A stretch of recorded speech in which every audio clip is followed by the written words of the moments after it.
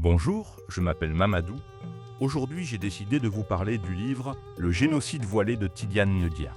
C'est un essai historique publié en 2008 qui traite de la traite négrière arabo-musulmane en Afrique subsaharienne sur plus de 13 siècles. L'auteur cherche à montrer que cette partie de l'histoire de l'esclavage africain a été largement minimisée dans les débats historiques et mémoriels contemporains. Tidiane Ndiaye ouvre son ouvrage avec une idée forte. L'histoire mondiale de l'esclavage évoque principalement la traite transatlantique européenne, mais parle beaucoup moins de la traite orientale et transsaharienne organisée pendant des siècles par des puissances arabo-musulmanes. Selon lui, cette omission crée une mémoire incomplète de l'histoire africaine. L'auteur affirme que cette traite débute officiellement au 7e siècle après la conquête arabe de l'Afrique du Nord et se poursuit jusque dans certaines régions du 20e siècle. Il cite notamment le Barth, un accord conclu en 652 entre les conquérants arabes et des royaumes africains, imposant la livraison régulière d'esclaves noirs. Selon Ndiaye, cette traite aurait concerné environ 17 millions de victimes déportées, mortes ou mutilées. Ces chiffres sont débattus parmi les historiens, mais l'auteur s'appuie notamment sur les travaux de l'historien américain Ralph Austen pour ses estimations. Tidiane Ndia y rappelle que des formes d'asservissement existaient déjà en Afrique avant l'arrivée des Arabes. Toutefois, selon lui, ces formes étaient souvent différentes du système esclavagiste marchand qui se développera ensuite. Dans plusieurs sociétés africaines anciennes, les captifs pouvaient être intégrés à la famille, certains esclaves pouvaient accéder à des responsabilités.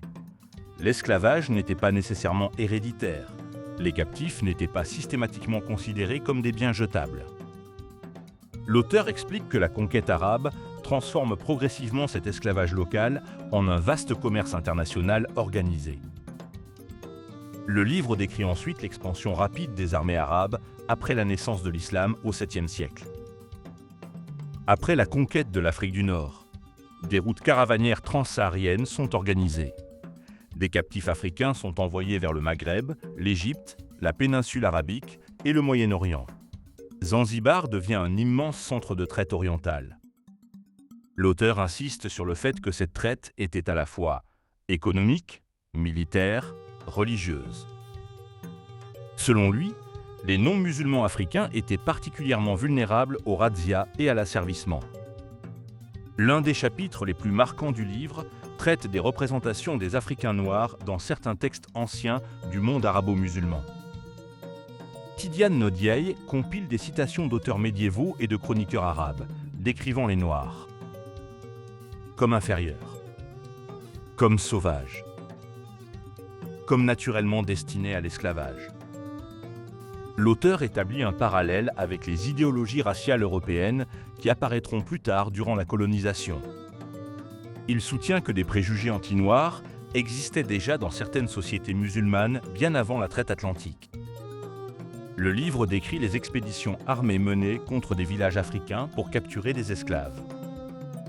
Les prisonniers étaient ensuite conduits à travers le Sahara, vers les ports de la mer Rouge ou vers l'océan Indien.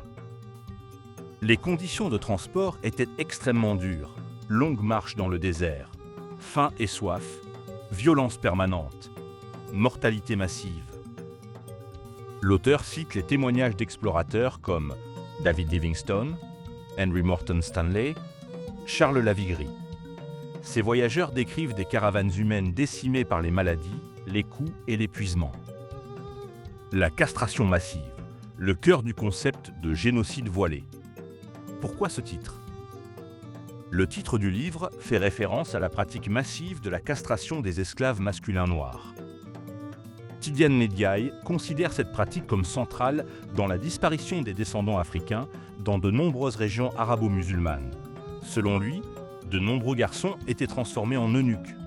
Beaucoup mouraient pendant l'opération, ceux qui survivaient ne pouvaient pas avoir de descendance.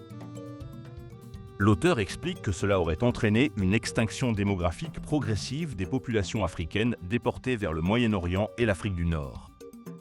Il compare cette situation avec les Amériques, où les esclaves ont laissé des millions de descendants visibles aujourd'hui.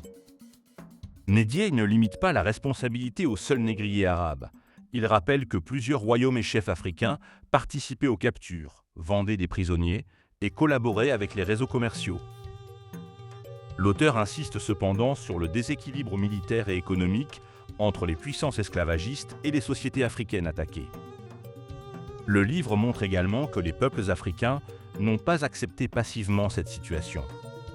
Tidiane Ndiaye évoque des révoltes d'esclaves, des royaumes résistants et des affrontements militaires contre les trafiquants. Certaines régions africaines ont résisté pendant des siècles aux incursions esclavagistes. L'un des chapitres les plus polémiques du livre traite de ce que l'auteur appelle le syndrome de Stockholm à l'africaine.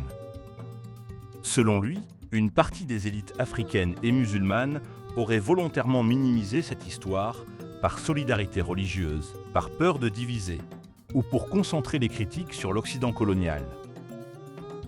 L'auteur affirme que cette mémoire sélective empêche une compréhension complète de l'histoire africaine. Le livre a suscité un important débat historiographique. Plusieurs lecteurs et chercheurs reconnaissent l'intérêt de rappeler l'existence de la traite orientale, la nécessité d'élargir la mémoire de l'esclavage, le courage de traiter un sujet peu abordé. Certains historiens contestent les estimations démographiques avancées, l'usage du terme génocide, certaines généralisations sur le monde arabo-musulman, l'interprétation religieuse de certains phénomènes historiques. Le livre reste donc une œuvre importante, mais discutée dans le champ académique. Le message central de Tidiane Ndiaye est que l'histoire des traites négrières doit être étudiée dans sa totalité.